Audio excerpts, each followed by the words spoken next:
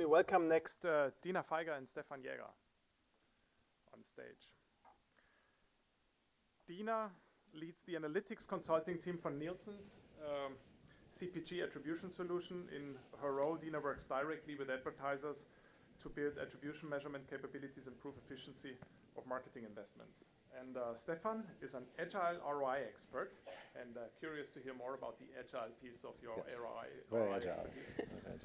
At Johnson & Johnson in the Consumer Business Intelligence team. He gained global experience in advanced consumer analytics and measurement. Prior to that at Neustar, Mediacom, McKinsey also, L'Oreal, MMA, and Sara Lee. Yes. Now, we know that CPGs also heavily expand into digital advertising, but we also know that their sales are typically not direct to consumer, but through retailers. Therefore, they find it specifically and particularly difficult to measure the impact on in-store sales overall, but particularly also on an audience and a segment level. Now, join Dena and Stefan as they share the findings from multi-touch attribution analysis across 750 digital marketing campaigns, 30 CPG brands, on what type of audience targeting works best to drive volume and ROI in CPG. And Stefan to also explain how that works out at J&J. Yes. Welcome. Thanks. Thank you. Is there a clicker? Thank you. All right, thanks, Tom. So yeah, today we're going to talk to you about putting your money where your consumer is and how audience-based targeting drives higher ROI. So I'll skip this slide. You introduced us very nicely there. The CPG industry spends billions of dollars on advertising, right? But digital, as we all know and love, is changing the way that advertisers market their products. So much so that this year, CPG advertisers in the US are expected to spend over $11 billion on digital advertising. But as Tom teed up for us, CPG advertisers have a real challenge here, right? They know it's important to reach their consumers online, and they're investing in digital media, but they don't have that direct connection to understand how their digital advertising is truly impacting their sales in the store.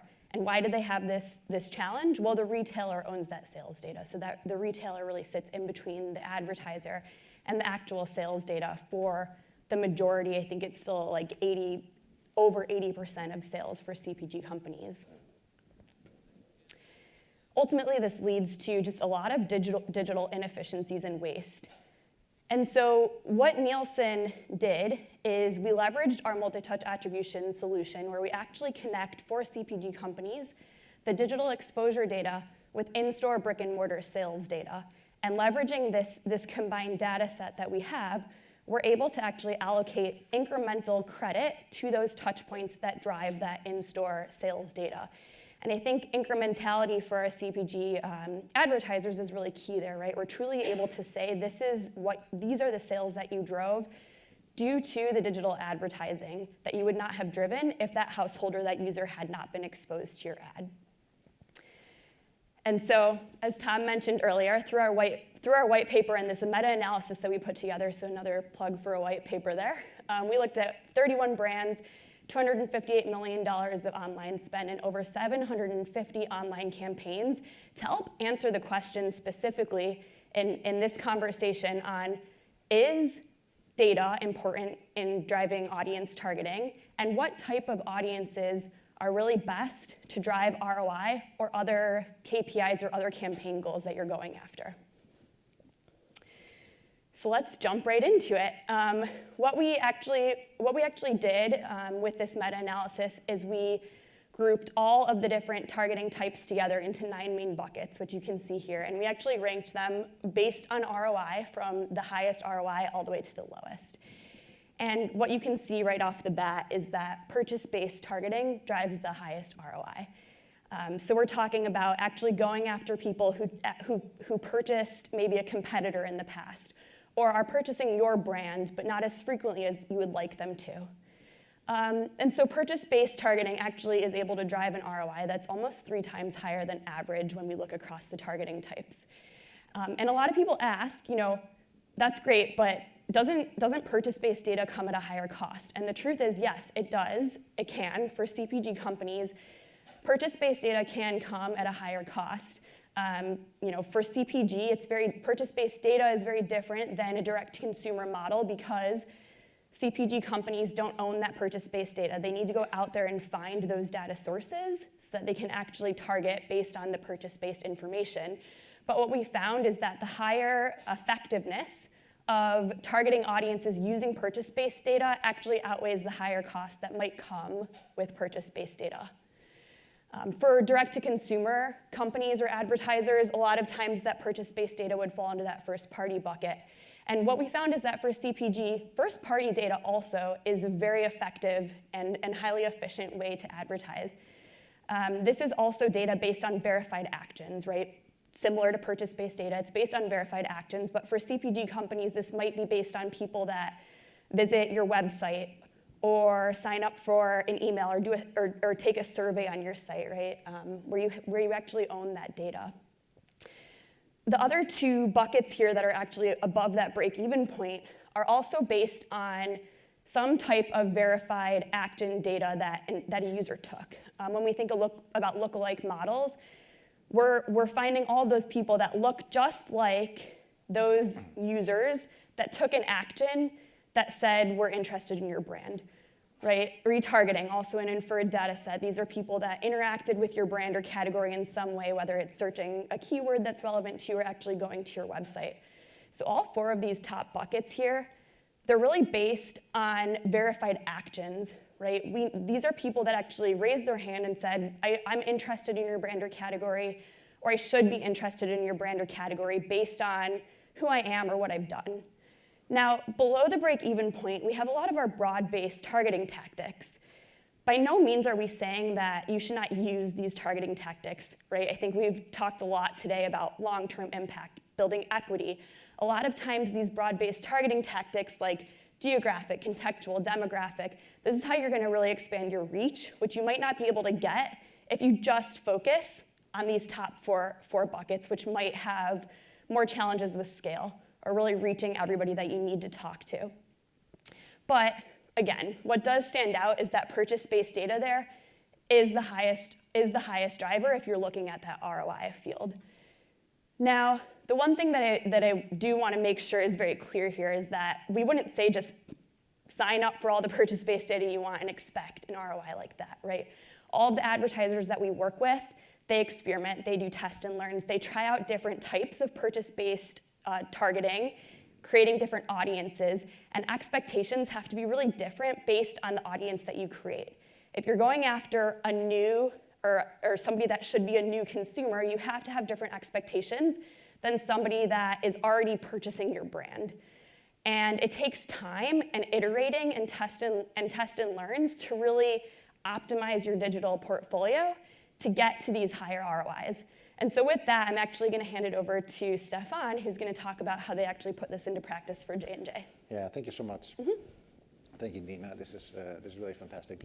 And just a lot of kudos to Nielsen for having been able to tease this out like this. I don't think many companies are able to break out the targeting in such great detail and have the reliability around that to really draw these conclusions. So kudos to that, the MTA methodology that Nielsen does. So Dena has focused a lot on this chart, which is such an incredibly important chart, and not only because purchase-based sticks out so much with having such a high ROI, and I will go into that in more detail, what we see at Johnson & Johnson, but also why these more traditional activities that you see over there are not breaking even. That's where we put most of our money historically, in those activities that don't break even, and that has severe implications also for achieving brand sales goals. For media publishers who are not able to get the sales and the ROI for the ads that they sell. So it creates a lot of problems. So MTA is one of the ways, I think, to help deal with that so that we can all be more efficient. So let's go into it. And very quickly, you see on the left side, why is that? And historically, I think we all notice that a lot of media just generally is wasted. And I just put it out there, and maybe it sounds controversial, but we focus a lot on creative, we focus a lot on cost pers, and let's get those lower. And we'll talk about flighting, I've heard a lot about flighting and things like that. But I'd like to put it to you that really the big problem is that we have is that we historically, you can see it from those billboards, so we're using a shotgun approach, that we blast our media out there, and most of it is just pure and utter waste. It's just delivered to people who have absolutely no inclination to ever buy that product. And now we have the ability, and as we talked about earlier on also with Group M, to target it in such a way that it gets delivered to people who actually are interested in it. So that's the interesting thing. And so what's really important is to be purchase-based and have that purchase-based precision in our targeting. And delivering ads for this lady here who likes her candy, about candy ads, because that's what she buys and that's what she loves. That's so critically important. And that's aligning with that need state that people have is critical. If you don't have that, you essentially are talking to people who are probably never ever going to buy your product, and will just see it as clutter as the folks there on the street see those billboards. So let's dive a little bit into that in terms of what we see at Johnson & Johnson. And this is the same brand over a number of periods. You see here 3 periods. And the red bar is the ROI, and the percentage that you see here is the level of precision-based targeting that we did for that brand. And as you can imagine, the ROI there, there's no number there, but you can see here the bar is very, very low. And as we dialed up the percentage of precision-based targeting for that brand, you can see the ROI there. At first it doubled, and then it looks like it was like a 5-fold increase in ROI. So it started to pay back, and it became profitable, and it became more reliable, and able to achieve our sales goals for that brand. And also the media that we will buy would subsequently actually pay out with the publishers that we bought it from, whether it's Facebook or other publishers that we would work with. So it's also for them more efficient to sell that because there's actually an ROI on it. So let's dive a little bit more into that. So I like to put it to you that we see very low ROIs with that lady over there, whether if the message is likely going to be completely irrelevant. Now, if you look in her fridge and you see what she buys, now I know she keeps a sneaker there and she keeps her other plants in there, but if you look at actually what she buys, you can actually see what her need states are. You can look in her pantry, you actually know that she, maybe she's allergic and she to pollen and she needs Excedrin or Zyrtec. Those are things that we can see from what people buy, and that's what makes targeting so efficient, right? I'd like to put it to you that high ROI is what we see when it's purchase-based targeting, and we see low ROI when it's just essentially utterly wasted and using old demo-based targeting. And we see that across the board. So here we're looking at a brand 1, brand 2, brand 3, and another brand 1 with different publishers, publisher A and publisher B. And you see in the gray bars here what happens when, with the ROIs, we had non-precision targeting, just any kind of other type of targeting that we might have used in the past, whether it's digital or whether it's in print and other kind of vehicles that we would use. We see that go up dramatically when it's purchase-based. So being targeted, being focused is really utterly critical.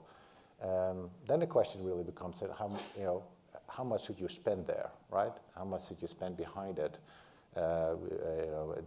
What's kind of level of spend that you want to accomplish? But what we see is essentially that it's less about how much of the allocation should go there, and more about how do you want to use targeting and purchase-based targeting in order to achieve your goals, achieve your brand goals. We're talking about acquisition, or we're talking about retention, or we're talking about going after competitors, et cetera, et cetera. You have to find, obviously, your way as to how you target and develop your communication strategy. But what it's really about is about how you achieve your brand goals and how you develop a plan that achieves that.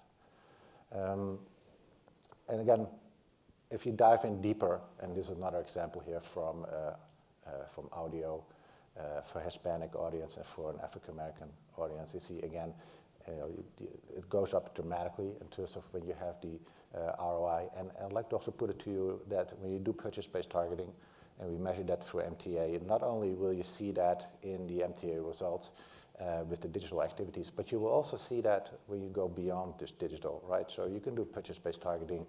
I think Meredith does purchase-based targeting as well. You can go to print. You can go to online video. You can use display. There's so many different ways of leveraging purchase-based targeting in order to achieve your goals. It goes way beyond just the MTA analysis. And that segues a little bit to some of the conversations that we talked about earlier, and the team talked about to what extent do you use the MTA methodology, and to what extent do you use the MMA methodology. And I'd like to put it to you that it's really less about a choice, and I've seen it in decks also for our today and also in the past about, was MTA, do we use MTA, do we use MMA? I've heard some people talk about it earlier as well, about, triangulating results. It's really critical that we use both MTA and MMA to back up and analyze our data. So there's not one good way to do it, and it's more about how do we leverage both methodologies in order to achieve our goals. Of course, MMA being more of a broader analysis that covers all our activities and all our spending, and the MTA, more the bottom-up approach that really digs into the whys. Why do we see certain tactics, certain placements, certain channels, certain targets work better, and how can we drive those campaigns higher to achieve a higher MMA analysis results on our ROI and achieve our brand goals, because that's really what it's all about, right? Achieving our goals as a brand for publishers in order to deliver ads that actually are efficient, right, for the clients that they have. It's critically important, and it's all about achieving your performance picture for the whole brand. So Dena will wrap that up with the great capabilities that they have in order to do that. Yeah, so as Stefan mentioned, it's not about choosing attribution or mix or an aggregate model, right? It's about leveraging them together to tell the full story. They're really complementary solutions. One doesn't replace the other. And what's really key and how we like to think about it is you need your mix modeling to understand the breadth of your portfolio, right? That's how you can understand how to optimize your spend across advertising, consumer promotions, trade. You need solutions like multi-touch attribution to really then understand the depth of what's going on and how to optimize at those more granular levels by creative, by placement, by device, by publisher, right? And so these two solutions really go hand in hand and complement each other to tell the full picture. So just to wrap it up, we really encourage you to use the results from our meta-analysis and from what Stefan talked about today to understand how your digital marketing stacks up. How are you using your different targeting types and audiences to really generate your campaign goals, whether they're short-term ROI or some type of equity qualitative metric? Prioritize digital to improve performance. When I say prioritize digital, what I mean is it takes time and investment to create a really robust digital strategy. You need to spend time to really optimize, test and learn, and figure out what works in order to make digital successful for you. Obviously, if you want to achieve that short-term ROI, investing in action-based data, so deterministic data based on verified actions to really boost your ROI, and choose the best measurement techniques for your objectives. Again, depending on the level of data that you have, you might choose for that particular piece or that particular advertising type to choose one measurement solution over another. But at the end of the day, you really need both to tell the full story and to paint that full picture. So with that, I think that wraps it up. And I'll hand it back to Tom. Thanks, Dena. Thanks, Stefan. So